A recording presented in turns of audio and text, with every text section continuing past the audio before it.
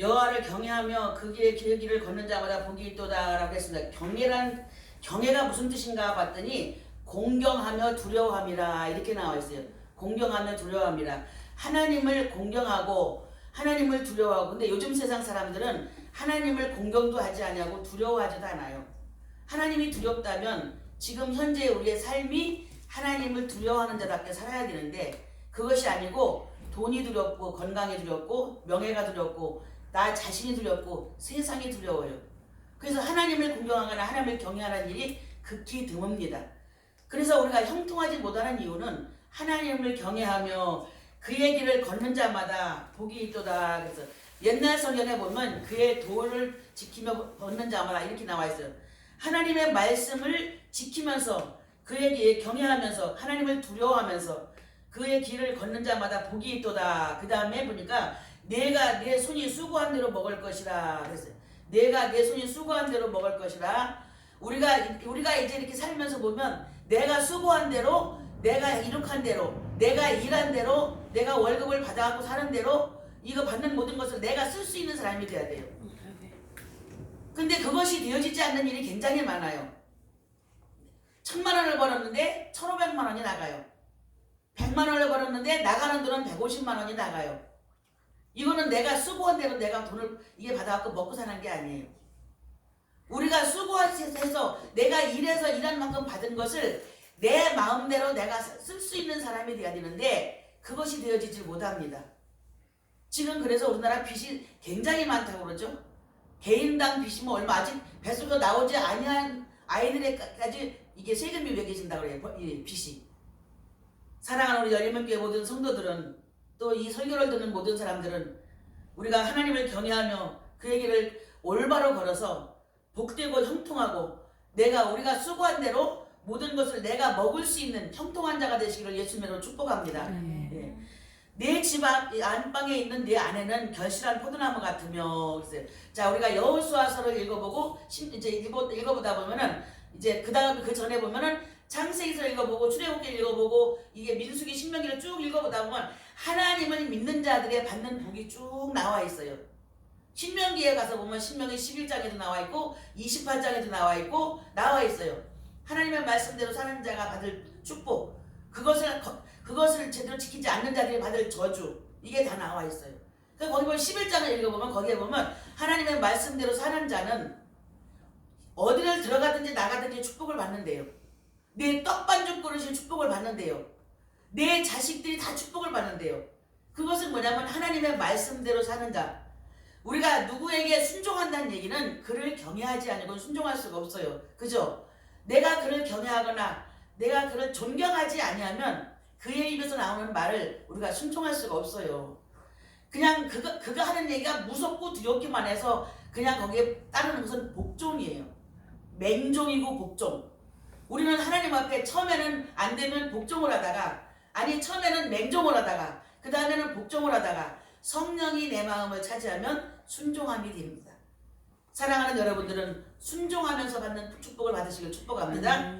그래서 내 집 안방에 있는 내 아내는 이렇게 합니다. 여기서 아내는 이렇게 나왔습니다. 이건 가정을 얘기했기 때문에 아내라고 하지만 여기에서의 아내는 뭐냐면 우리에게 주신 기업을 얘기해요. 우리에게 주신 기업을, 때로는 내가 직장 생활을 할 수 있고, 때로는 집에서 일을 할 수도 있고, 때로는 나가서 이제 뭐 힘든 일을 할 수도 있겠지만 내가 또 사업을 할 수도 있어요. 이 모든 하는 사업을 여기서 결실하게 내 집에 있는 내 아내는 이렇게 얘기합니다. 내게 주어지는, 나를 도와주는 모든 것.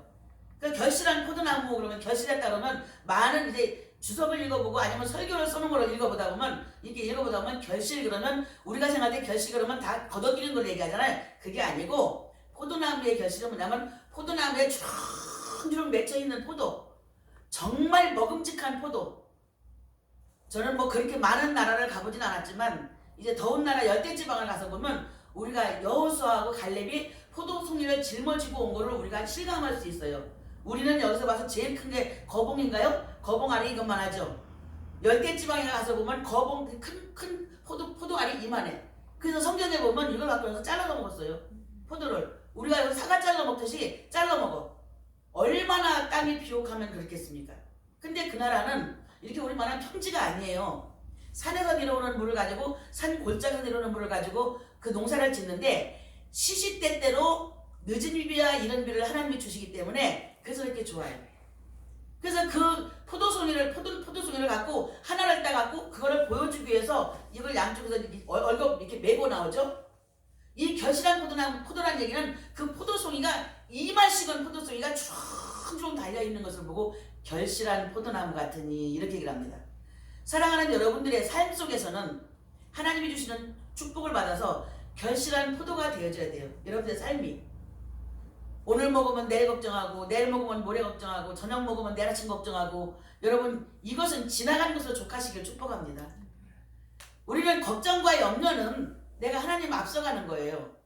오늘 저녁 먹으면 내일 아침 먹을 거 하나님이 책임지셔요. 어떤 자가 여호와를 경외하며 그 길을 걷는 자.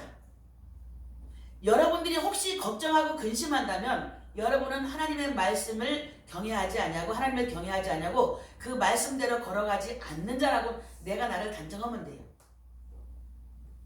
내 주머니에 돈이 없고 쌀독에 쌀이 떨어졌을지라도 나는 남들이 나에게 채워주는 것도 겪어봤고 내가 남의 거를 채워주기도 해봤어요. 이제 지금은 한 3년 전서부터는 남을 채워주고 삽니다. 저는 지금. 여러분들에게 얘기를 다 할 수가 없어요. 우리 교회도 힘들고 우리도 힘들어 죽겠는데 엄마 이런 얘기 하지만 이렇게 저쪽에서 이렇게 주면 여기 안 거치고 저쪽으로 그냥 주는 것도 많아. 다른 사람이 주면 우리 교회 재정부장이 들으면 혼날지 모르겠지만 어디서 주면 내가 우리 교회에다 안 넣고 그냥 다른 데로 힘든 데다 보내주는 일도 많이 있어요. 이게 바로 뭐냐면 하나님이 주시는 걸 갖고 내가 인심 쓰는 거야. 근데 하나님이 주시는 걸 갖고 내가 인심을 썼는데 그 가품이 어서 오면 나한테 와요. 제가 옛날에 가죽 옷 얘기를 했잖아요. 가죽 잠바를 가서 언니한테 여기 칙살나게 얻어먹고 이거 미국으로 갈 텐데 큰일 났네. 칙살나게 얻어먹고 이 가죽 잠바를 사다가 목사님을 갖다 드렸는데 지금까지 나는 장롱을 열어보고 장롱이 적어서 옷을 못 갖다 걸지 옷이 없어서 못 입어본 적이 없어요. 그건 그만두고 그렇게 나를 가죽 잠바 사주는 우리 언니도 사위도 목사, 딸도 전도사 지금 풍성하게 살아요. 나는 우리 언니한테 갔다가 심부름만 이틀 동안 심부름만 해준 것뿐이야. 근데 그 축복은 누구한테면 나한테 왔어요. 여러분 베스다 광야에서 보리떡 2개와 물고기 2마리와 보리떡 5개 가지고 가서 5,000명을 가서 띄워주고도 남을 수 있는 그 축복이 바로 무슨 축복이냐면 여호와를 경외하며 그 도에 걷는 자들이에요. 열린문교회 모든 성도들과 이 설교를 듣는 모든 자들에게는 이런 축복이 있으시기를 예수님으로 축복합니다. 그래서 안방에 있는 내 아내는 결실한 포도나무 같으며 내 식탁에 둘러앉은 자식들은 어린 감람나무 같으리로다 그랬어요. 저는 감람나무는 잘 모르겠지만 포도나무와 배나무는 잘 알아요. 내가 시집오니까 배나무 많은 데 살고 또 내가 고향이 안성이다 보니까 안성으로 주로 활동할 때는 포도나무 밭 있는 집을 많이 다녀봤거든요.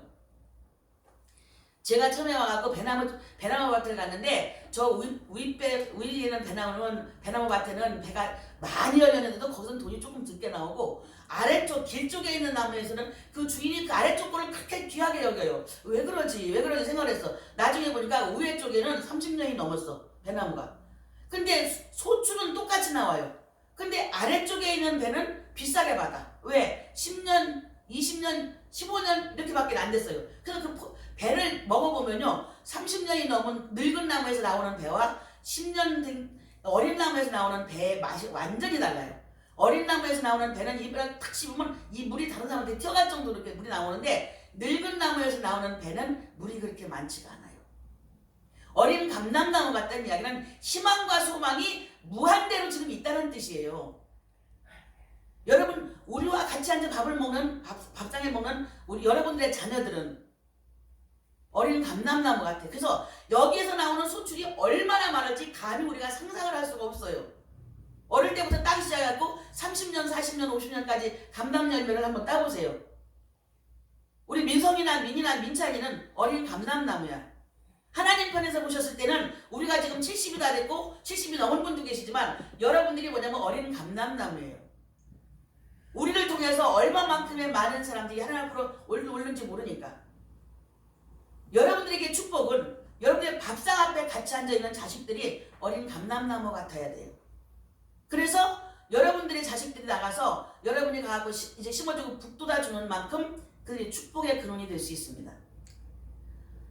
여기에서도 이 말씀에서도 어린 자식들은 이렇게 나와요. 자식들도 여러분들의 기업입니다.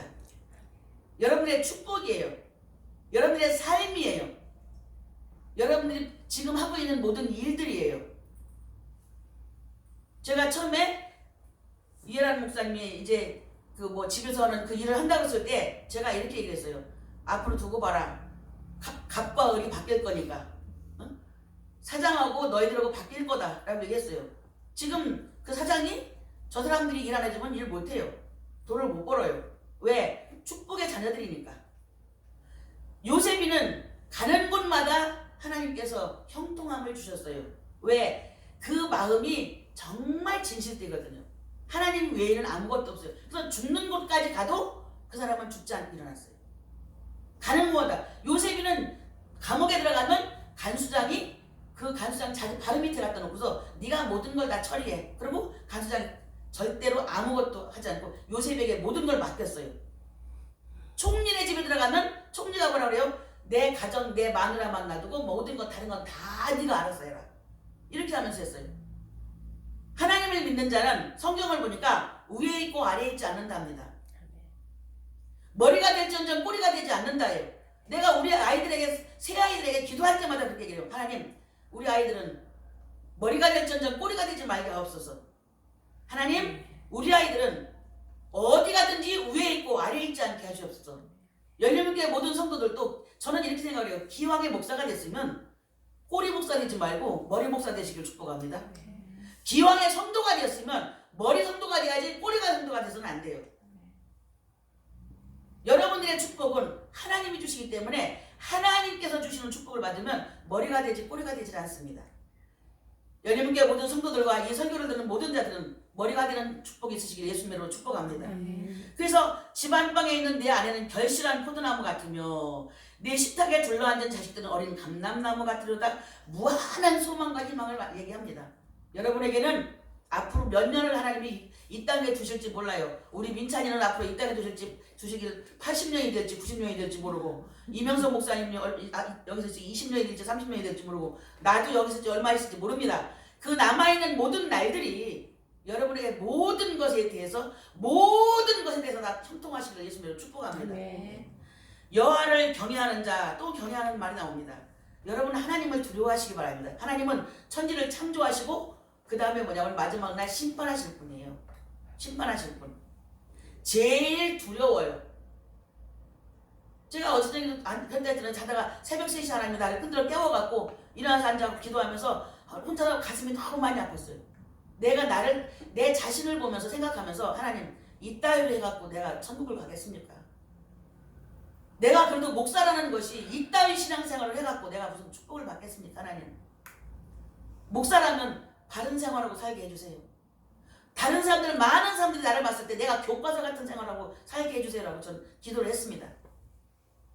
하나님, 내가 무엇을 두려워합니까? 가만히 생각하다 보니까 내가 아직까지도 열린교회를 두려워하고 있어요. 하나님, 열린교회, 하나님 돈도 모자라고 사람도 없으면 하나님 어떡합니까? 이런 생각이 옛날에 트라우마로 있어가지고 지금도 그 생각을 하고 있어요. 이 바보 같은 목사, 열리면 교회는 하나님 거예요. 이 교회는 이명석 목사 것도 아니고 성정용 목사 것도 아니고 여러분들 것도 아니에요. 누구 거예요? 하나님 거예요.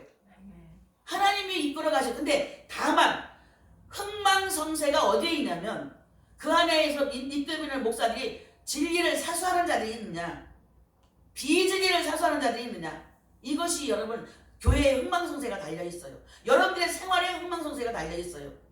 하나님을 경외하며 사느냐, 하나님의 말씀을 우습게 생각하고 사느냐. 여러분이 읽을 때는 하나님의 말씀을 경외하지만 돌아서서 여러분이 잃어버리잖아.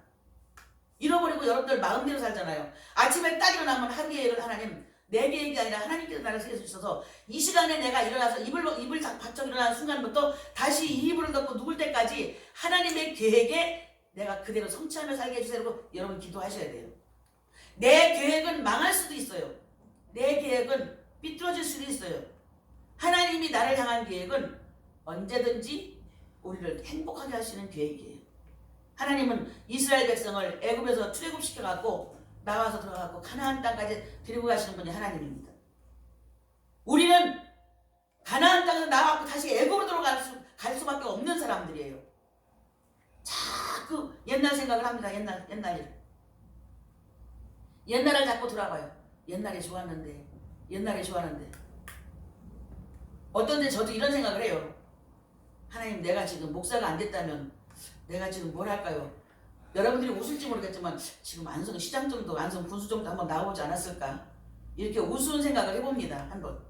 하도 사람들이 많이 나오라고 얘기했고 내가 해줄 테니까 해라는 사람들이 많이 있었기 때문에. 그러나 지금 저는요, 여러분이 어떻게 볼지 모르지만 군수나 시장이나 국회의원이나 부러운 게 아무것도 없어요. 그 사람들 잘못하면 영창 가야 돼. 물론 나도 잘못하면 지옥 가야 되겠지만 저는 지금 누구도 두려울 자가 없어요. 누구만 두려워? 다만 하나님만 두려워요. 사랑하는 여러분들, 여호와를 경외하는 자는 이같이 복을 얻으리라 이야기했습니다. 여호와께서 시온에서 내게 복을 주실지어다. 너는 평생의 예루살렘의 번영을 보며 여호와를 경외하며 여호와를 두려워하는 자는 이같이 복을 얻을 것이라. 그러시고 하시는 말씀이 여호와께서 시온은요 뭐냐면 신앙의 중심지를 이야기합니다.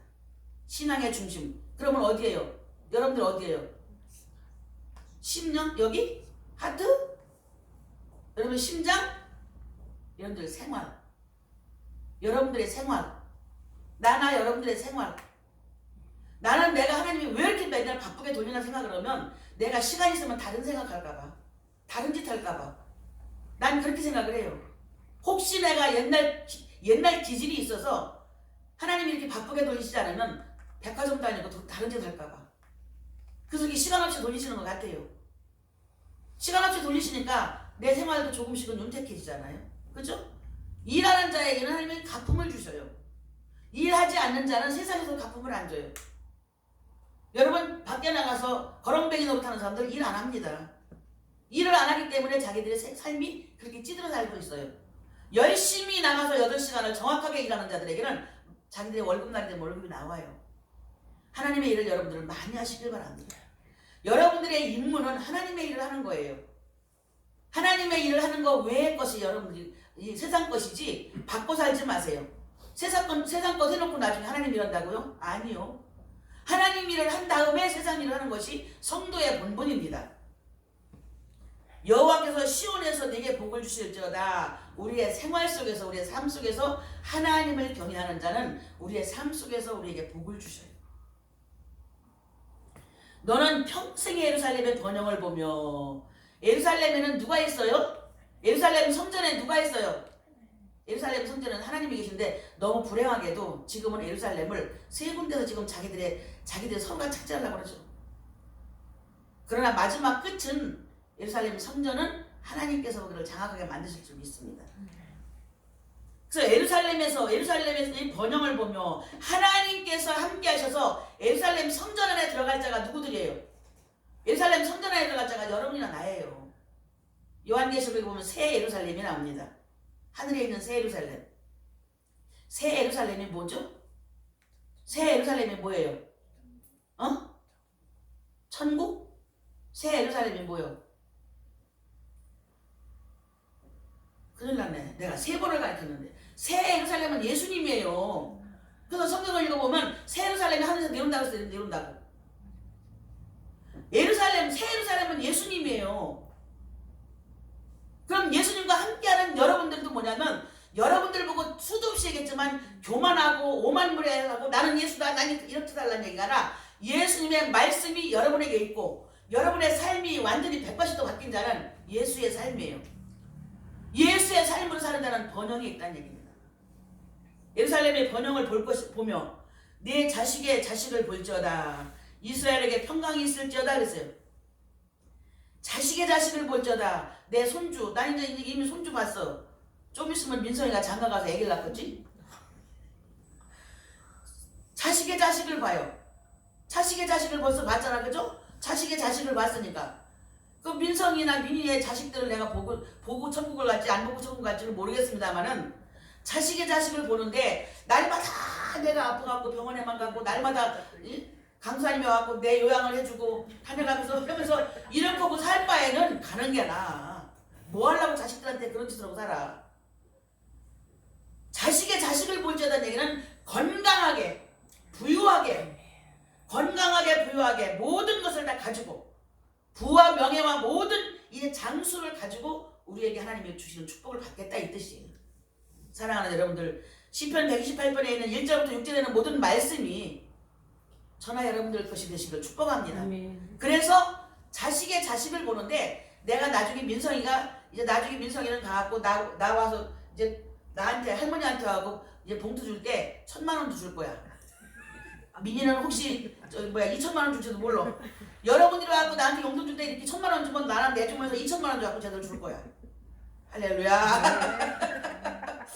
이렇게 사는 게 여러분들 하나님의 도를 하나님을 경외하며 그 도를 걸어가는 자의 축복이에요. 자녀들이 와갖고 돈 안 준다고 왔다 가면 뒤에서 눈을 켜가며 생일날 설탕 한 봉지 사갖고 온다고 승질을 막 끌어가며 이러고 살지 말고, 여러분 우리가 살면서 자식들이 와갖고 나를 와서 용돈을 100만 원 주면 나랑 200만 원 줄 수 있는, 고깃집을 가서 밥을 먹으면 야 너희들이 돈이 어디서 내 돈 내가 낼게 그러고 착 돈을 낼 수 있는, 여러분 이게 뭐냐면 이게 자식의 자식을 보고 사는 거예요. 왔다가 가면 저놈 자식이 민석이라는 놈이 내가 옛날에 어렸을 때 기도 많이 해줬는데 왜 용돈도 안 주고 가지? 저 민이라는 저는 내가 어버 키웠는데 왜 나한테 용돈 안 주지? 이러면서 사는 거는 자식의 자식을 봐가며 번영하는 게 아니에요. 우리의 삶은 하나님의 축복을 받는 자는 할머니일지라도 할아버지일지라도 밥을 먹으라고 하면 밥값 내가 내는 거야. 멋지게. 생전하면 안 나오다 인터넷 아멘 나오네. 누구 들으라고 하는 소리야. 하나님께서 여러분에게 축복을 하시면 돈이 하나님이 돼서는 안 됩니다. 그러나 사람이 살아서 움직이고 숨이 끊어지는 날까지는 돈이 필요해요. 병원을 가면 돈이 제일 많이 필요해요. 그죠? 그것이 하나님의 축복이야. 내가 버는 것도 버는 거지만 하나님께서 주시는 축복이 아니면 버는 것이 다 그냥 나가버려요. 내 손이 수고한 대로 먹을 수 없는 자예요. 나는 100만 원어치 수고했는데 하나님이 축복하시면 1,000만 원을 받을 수도 있어. 엉뚱한 데서 누군지도 알지 못하는 청주 무슨 교회야 거기가?